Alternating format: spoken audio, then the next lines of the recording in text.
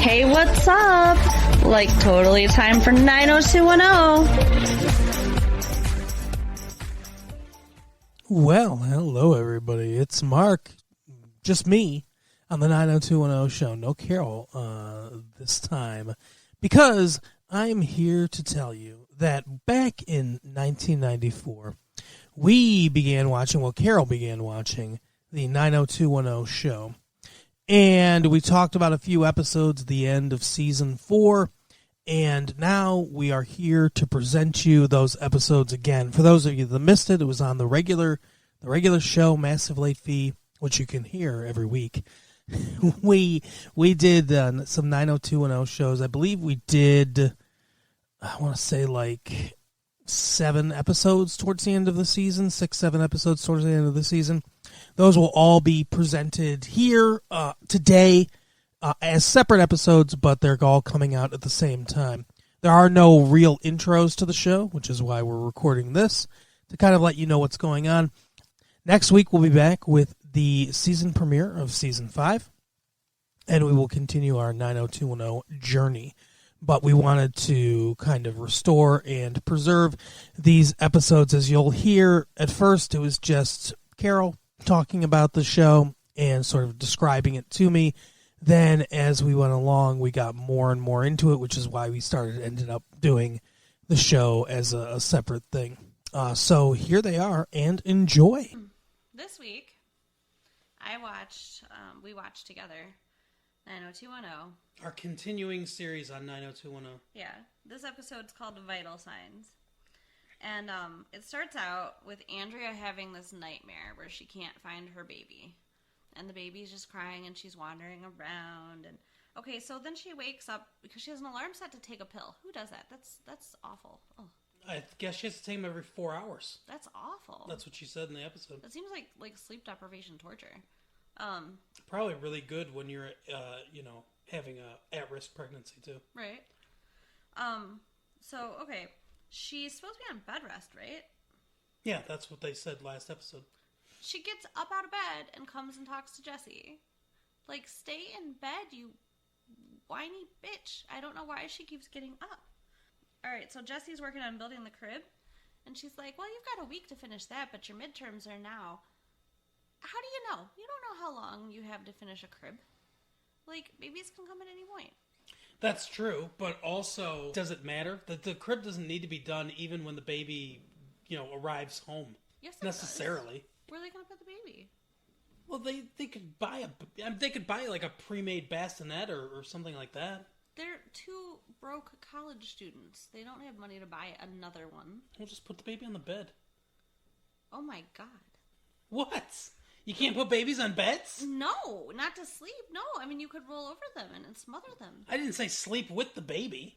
And the baby could roll. Well, I guess the baby doesn't roll when it first is born. I don't know. Anyway. You just put the baby in the middle of the bed and you just go do whatever you have to do for the day. I don't think that's how it works.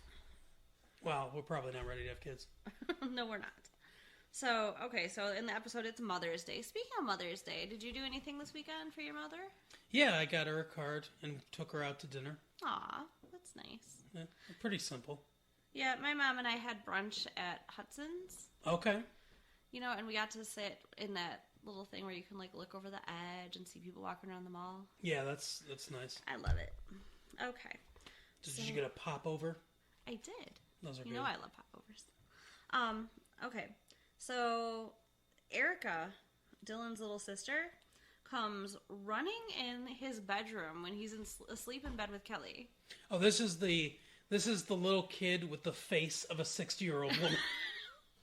She does have a weird face. She does. And she looks like a 60-year-old on a 10-year-old's body. Right. But, I mean, you don't run in somebody's bedroom like that. Like, Kelly even says, we could have been making love. And, yeah. But she's all upset because she thinks that she heard her mom and her stepdad. Are they married now? Or just engaged? I think they're engaged. Yeah. Yeah, Geraldo Rivera. Right. And her stepmom, or her mom. Talking about moving to, she thinks, South America. Right. Brazil. Right. So... she doesn't say that. No, but... she says South America. So she gets Dylan out there, and get this, she informs him that her mom and the other guy are in the living room. Yeah, they've just come into the house. They just let themselves in. Who does that? I don't know. I mean, they're not even related. Yeah, the relationship is tenuous at best, I guess. Right. She was with his dad, and then she had a child with his dad. Yeah. But they weren't married or anything. She was never like his stepmom. Right. So this is his half-sister. It's awesome he's having a relationship with his half-sister. I commend him and the mom for making that happen. But yeah, you don't just walk in somebody's house when they're sleeping. And then Brandon's getting all freaked out because he... You don't want to resolve the South America thing? I'm sorry. So, yeah. Just going to skip by that. So Dylan flat out asks them, hey, I heard a rumor you're moving to South America. And they're like, well, no, we might move to the Southwest. Right. The Southwest of America. Right.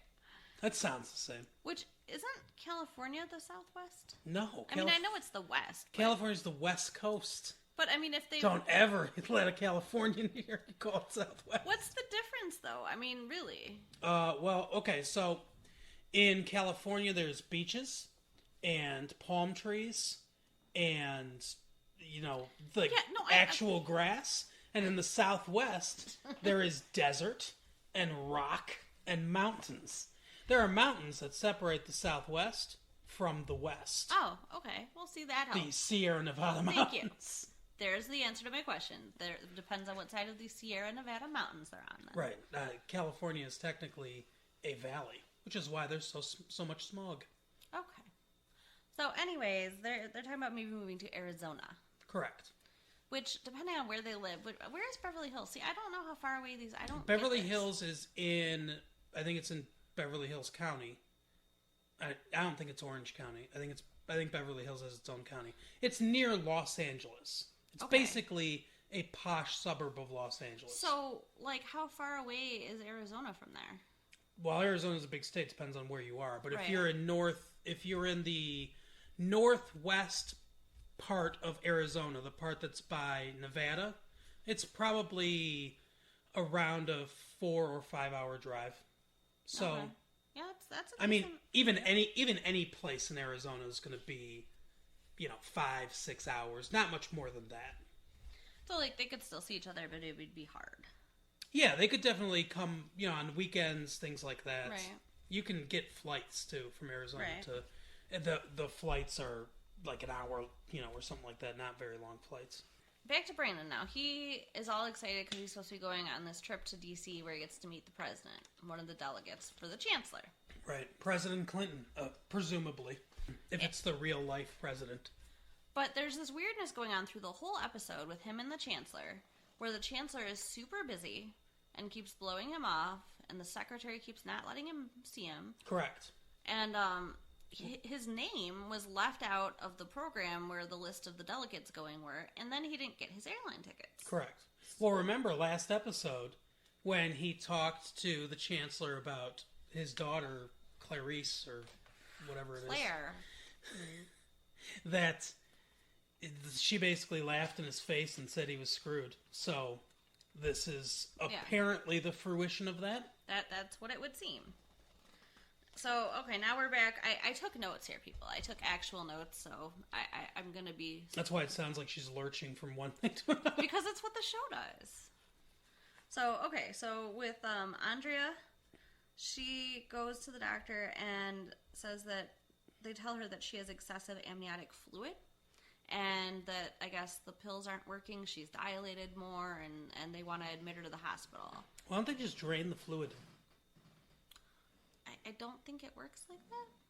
You can't just put a keg like a tap up there and just drain some amniotic fluid out and it's like, oh, levels are good now. Yeah, no.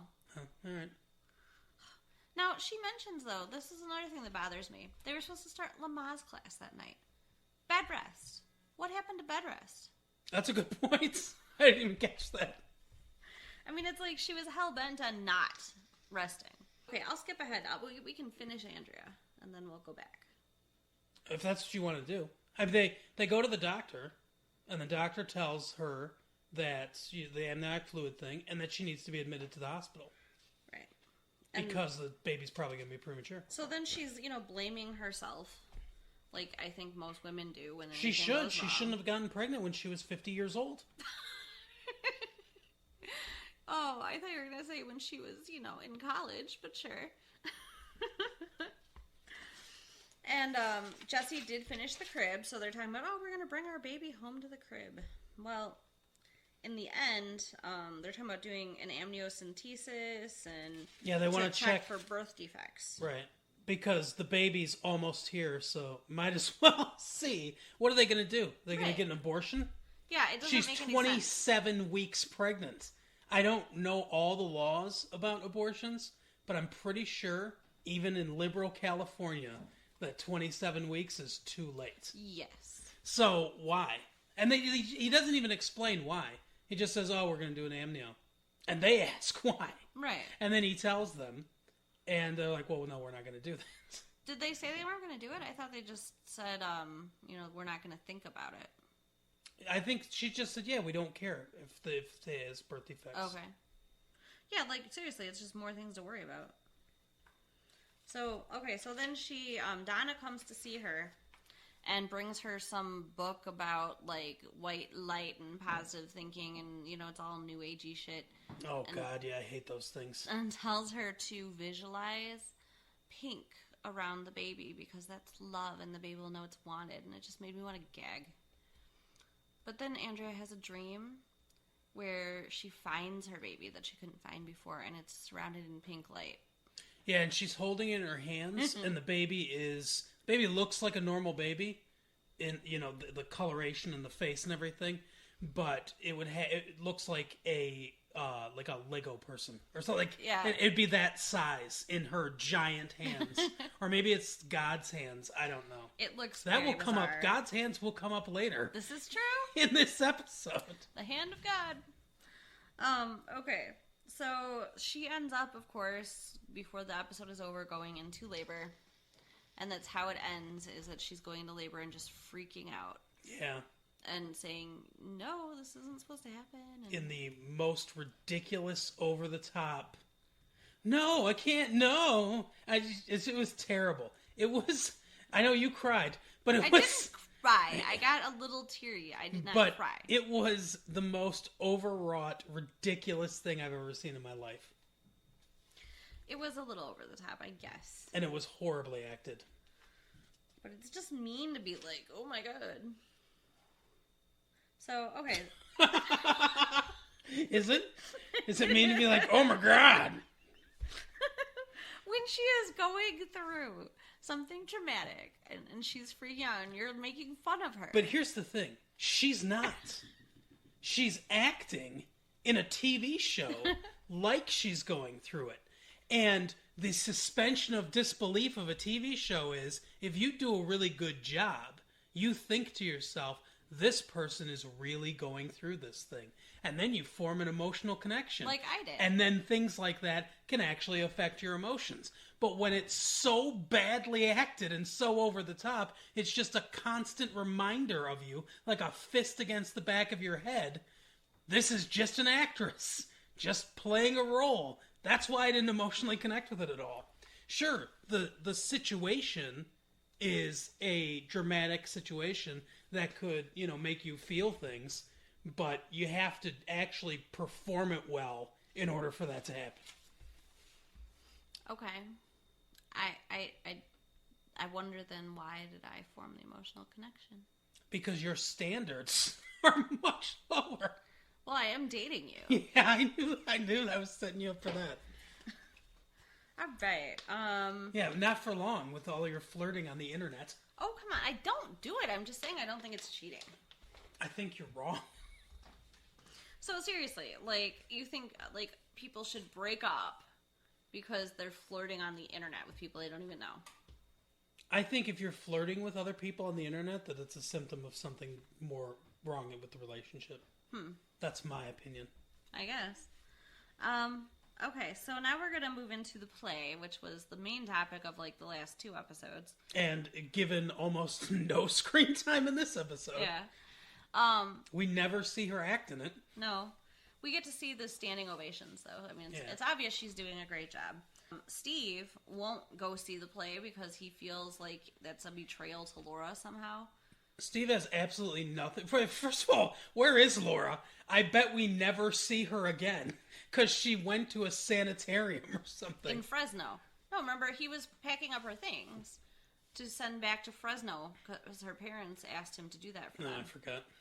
And they said this is not the first time she tried to kill herself, so she's going to be under someone's care for quite a while. Yeah.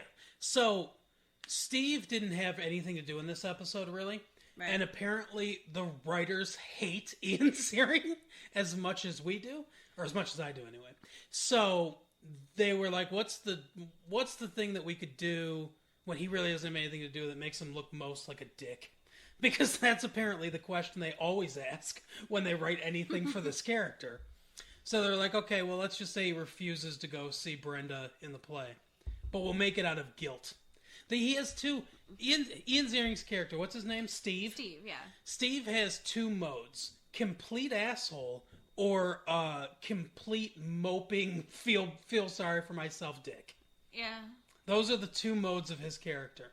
Apparently those are the only thing the writers know how to write for him. Yeah, and he's kind of a doormat. Yeah. He really does get... For all the, shitty things he does to people, he still gets pushed around a lot. So Dylan...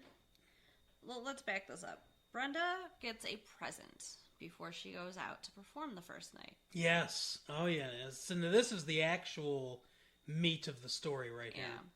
Yeah. And that director is so creepy, by the way. Yeah, he is. Well, you said he was good looking last week. He's still good looking. I'm not saying he's ugly. I'm saying he's creepy. Why do you think he's good looking? I don't know. I just do. The long hair and the goatee? I guess. You can barely see his face. Well, maybe then I wouldn't think he was good looking if I could see his face. Whatever. Anyway, he's like lurking around. Like she's getting ready for the play. He's like, oh, I thought I was the only one who got here 2 hours early. And then he's all like hovering around her. Like he does that like close talk. He does. It seems like he's trying to seduce her all the time. I guess. I think he has one of those personalities. Yeah, and he's always kissing her on the forehead and the cheek, and I don't know, it's just weird. Well, the guy's actually a pretty good actor. One of the only good actors in this show. But this present, he explains, is the patron saint of actors on a necklace, and talking about how it's a medal. It's a medallion. Yeah. It's so Carol is not Catholic, so she doesn't know these. This is true. I am not. But the patron saint of travelers is Saint Christopher. So sometimes people will hang a St. Christopher's medallion from their car. Okay. The rear view mirror of their car. It's on a simple silver chain. It's a little silver medallion embossed or engraved with St. Christopher. This is Saint August. I don't know. Something that starts with an A. I couldn't pronounce it, so I didn't even try to write it down. But that's this patron saint of actors, apparently. And the director guy, like, he's like, that has to be from someone really special. And then she turns it over and you see it's from Dylan. Right. And she's like, yeah, it is. That is about the caliber of her acting. So, then, we see that she did a great job. She's getting the standing ovation. Dylan's with Kelly and his little sister and the little sister's mom, and we'll just call him Dad to make life easier. Mom and Dad. And he's going on and on about, oh, how great Brenda was. Didn't she do so great? And I don't know. I think Kelly looked a little green. Yeah. Oh, yeah. It's weird considering this child that looks like an old woman and Andrea, who also looks like an old woman. I'm sure she's younger than she looks. Did they do some of this casting in like a nuclear facility where people had suffered radiation damage? What? I mean, no. You're being a little harsh, man. You're harshing it. Okay. And then with the little girl Erica, I guess the 60-year-old woman on a 10-year-old, whatever you want to call her. Correct. She's over with Brenda and some other people talking. She looks like she saw the Ark of the Covenant. Oh my god. That's what her face looks like. What is wrong with you? Well, I'm just saying. She's got a lot of freckles. She does. I mean... That helps. If only she had so many freckles that all you saw was red. Wow. Remind me never to get on your bad side. Just red and 2 eyes. Anyway, Dylan... She had cataracts. Oh my god. Let me know when you're done, okay? Let me know. I'm just gonna sit back and drink my coffee. Crickets, okay. Let's go. He makes a comment that Erica always wanted a sister. Well, she's over there with Brenda. To Right. Kelly. What is wrong with him? What? Like, is he trying to make her jealous? What are you talking about? Dylan. Repeat that again. Dylan says to Kelly, Right. while watching Erica, oh, I'll have to drag her away from the party. You know, she's always wanted a sister. Well, she's over talking with Brenda and a bunch of people. Oh, I didn't pay full attention to this episode. I thought that he was talking to Kelly, basically saying to Kelly, hey, she wants a sisterly relationship with you. No. Okay. He was talking about how attached she was getting to Brenda. Gotcha.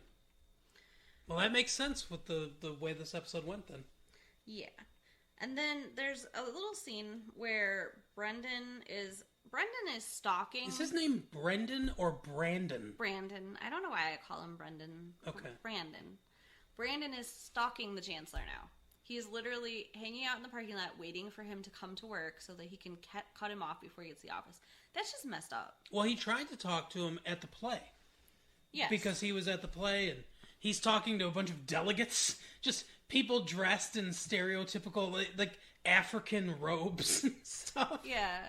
And I don't know what the hell he does or what CU. I'm guessing that stands for California University. I don't know.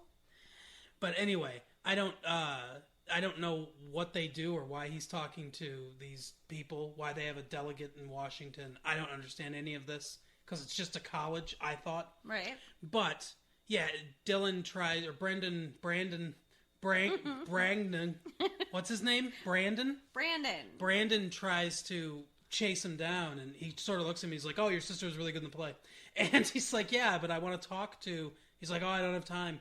I'll be swamped all this week or whatever." And then, Yeah, he says, "I'll see you tomorrow," and he stops, comes back, and says, "I'll be very busy tomorrow too." Yeah, very seriously, he says this. Yeah, so I don't know. It's not looking good for Brandon. But while he's there, again, stalking the Chancellor, waiting, Kelly, which, by the way, take a hint. But Kelly is there and sees him, and they're talking, and it kind of seems like they're flirting. Yeah, it does. Like, I don't know what's up there. I mean, it seems like there's a lot of sexual tension in this episode. Did they ever date? Because I haven't watched the show. I think so. I think they did, like, in the beginning of the show.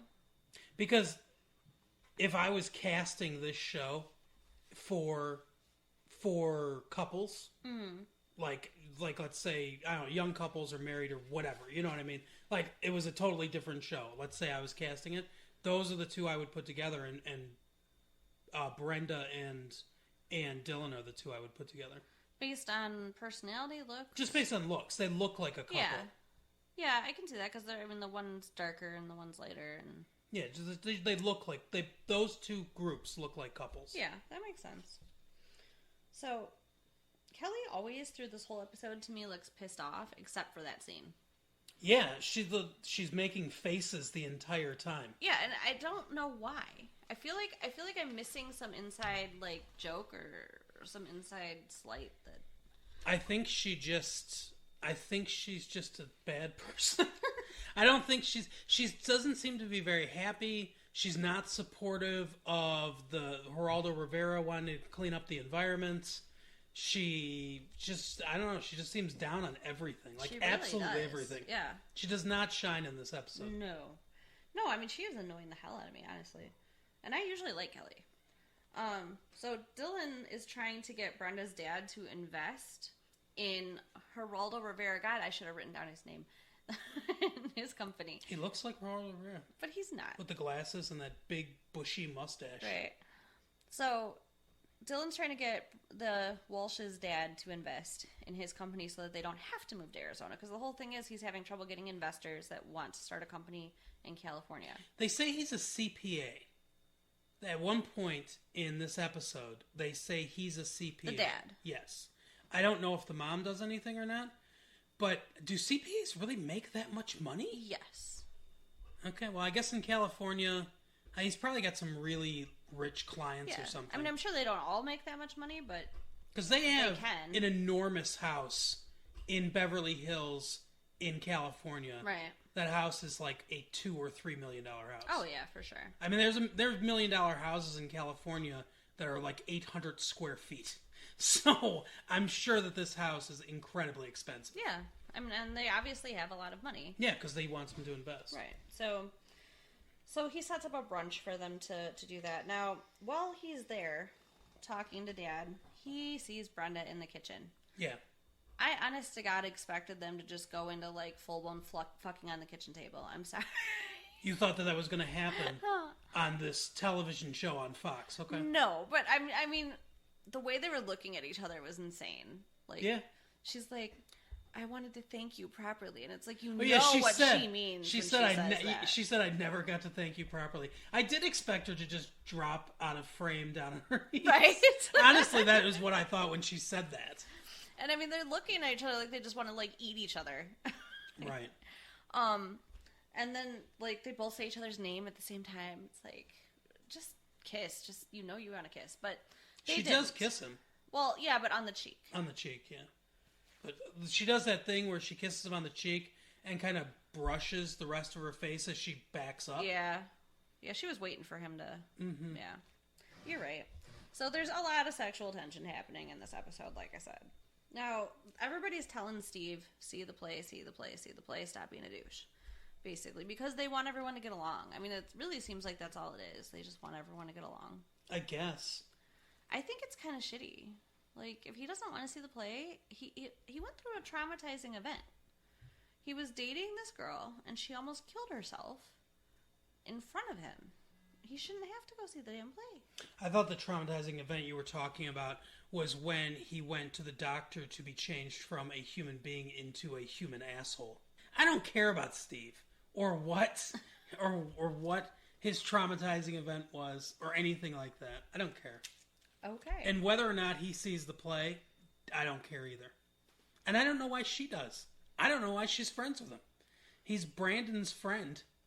Well, I think they're all friends, and they've been, her and Brandon are twins, so Yeah. they're in the same age group. They're going to have the same friends, and they've all been friends for, at least 4 years since they moved there, Sure. because we're in season 4 of the show. Where'd they move from? I don't know. Minnesota? The Midwest, I believe.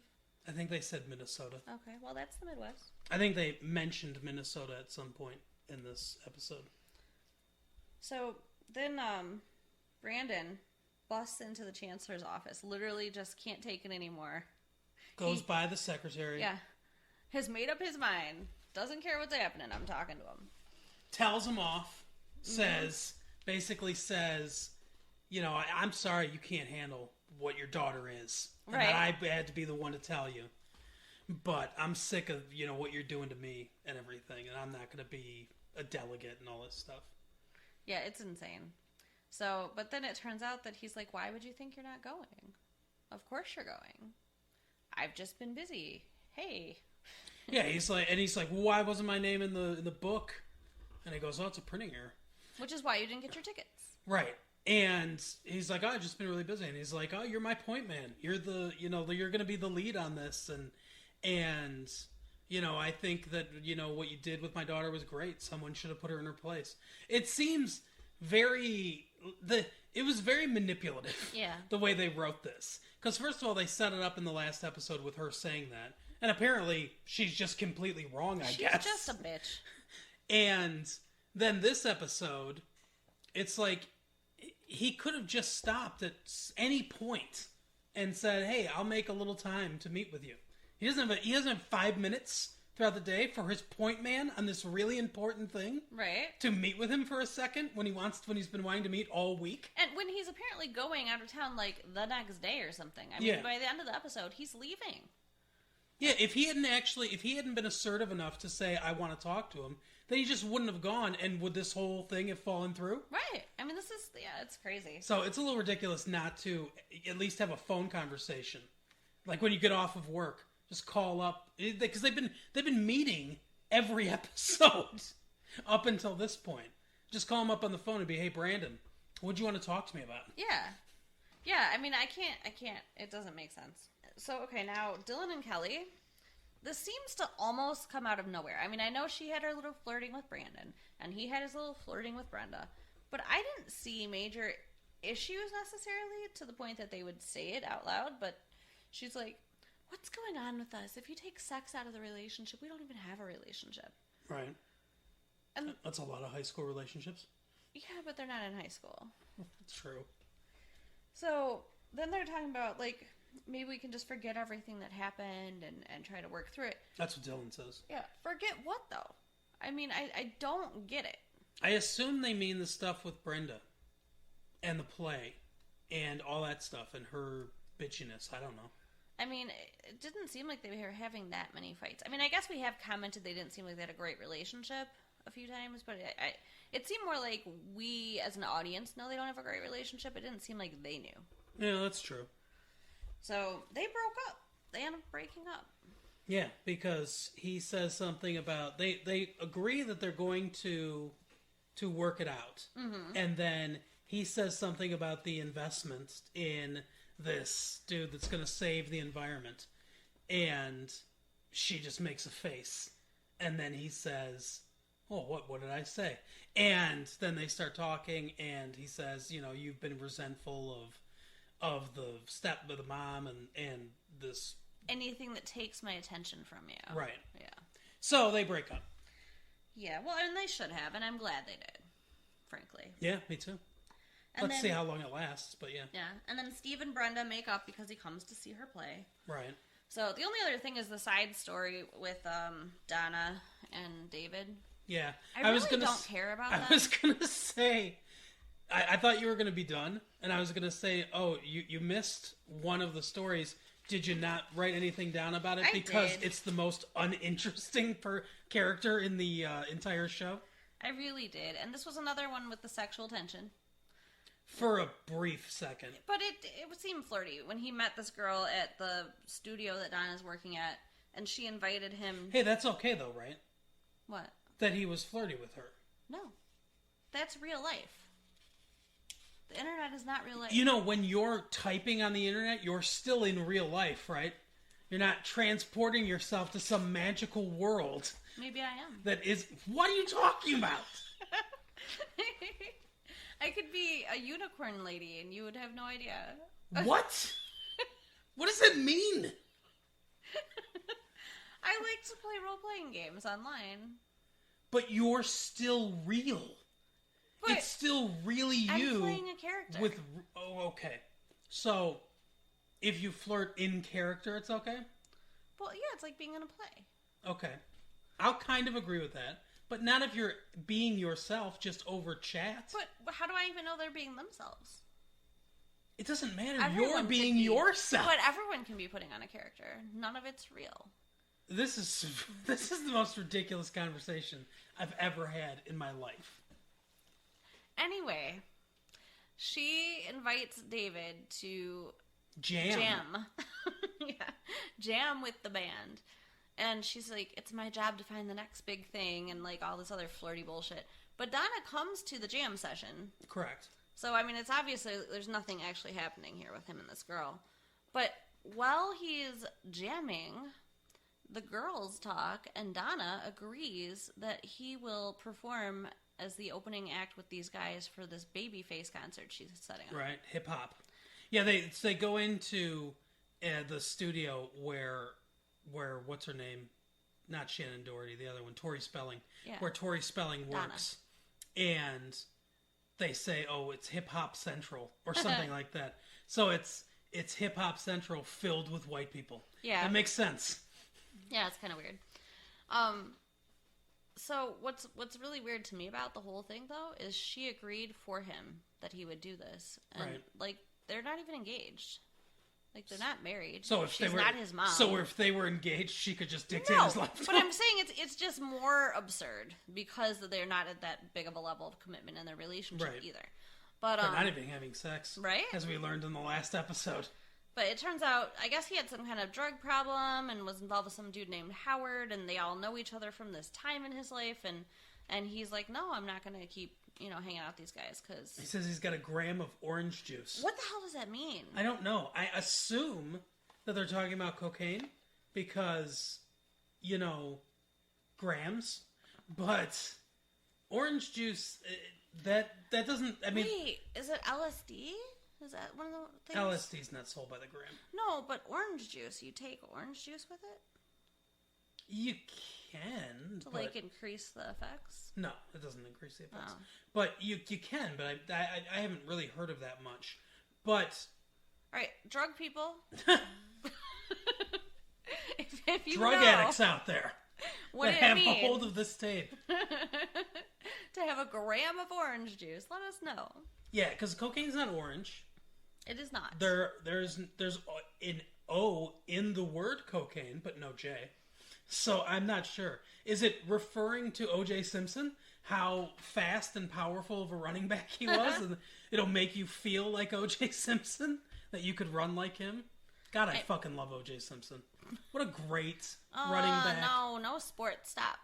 Well, he's an actor too. Naked Gun. Remember, we saw the Naked Fine, Gun talk movie. about him being an actor. Okay, well, I think he's going to be a big star. How about that? He's funny. You don't, though.